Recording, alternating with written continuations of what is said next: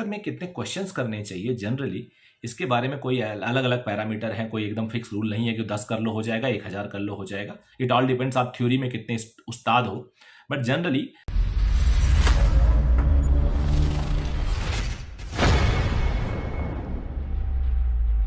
कि आपकी स्ट्रैटेजी क्या होनी चाहिए to crack the exam with most efficient manner. पिछले कुछ सालों से 2 साल 3 साल, इनफैक्ट कोविड के बाद से आप देख रहे होगे जो टॉप परफॉर्मर्स हैं उनकी तादाद, उनकी संख्या बढ़ती जा रही है। जितने बच्चे 700 से ऊपर मार्क्स स्कोर कर रहे हैं उनका नंबर बढ़ता जा रहा है। ऊपर वाला जो क्लस्टर है वो बहुत तेजी से बढ़ता जा रहा है। May be because of infinite resources available है, रिसोर्सेज को यूज करने वाले स्मार्ट बच्चे अवेलेबल हैं, जागरूकता बहुत आ गई है, अवेयरनेस बढ़ गई है। आपको कोई भी ऐसी चीज कंटेंट वाइज, टेस्ट वाइज जो चाहिए वो सारी चीजें अवेलेबल है। यस, बहुत सारे पेरेंट्स इन्वॉल्व हैं, बच्चा सीरियस है, कुछ ही चाहिए होता है। तो इसकी वजह से जो कंपटीशन है वो डे बाय डे टफ होता जा रहा है।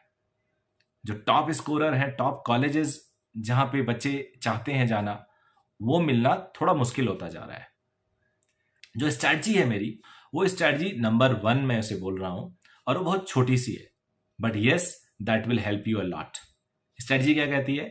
कोई भी topic, whenever we finish a topic, जब हम खत्म करते हैं एक टॉपिक को, एक दिन में तो खत्म होता नहीं, वीक लगता है, maybe 3 days, maybe 4 days, maybe 15-20 days। Whenever we finish a topic, we should check 3 parameters, we should go through 3 parameters. कौन कौन से?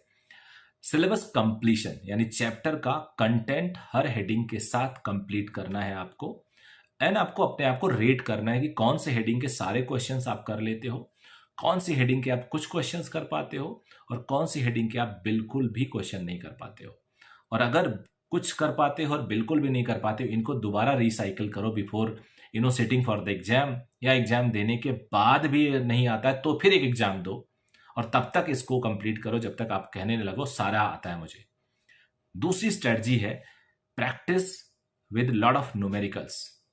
प्रैक्टिस करना है, थ्योरी पढ़ा, डेरिवेशंस किया, फार्मूला पढ़ा, प्रैक्टिस किया, प्रैक्टिस न्यूमेरिकल सॉल्व करके प्रैक्टिस किया। तीसरी बात होगी इन दोनों के बाद कि आप एनसीईआरटी से इस चैप्टर को, अपने टीचर के पढ़ाए हुए चैप्टर को, अपने टीचर के दिए हुए मॉड्यूल को एनसीईआरटी के साथ चेक करोगे, स्टैंप करोगे, ठप्पा लगाओगे कि यार एनसीईआरटी ने भी यही कहा।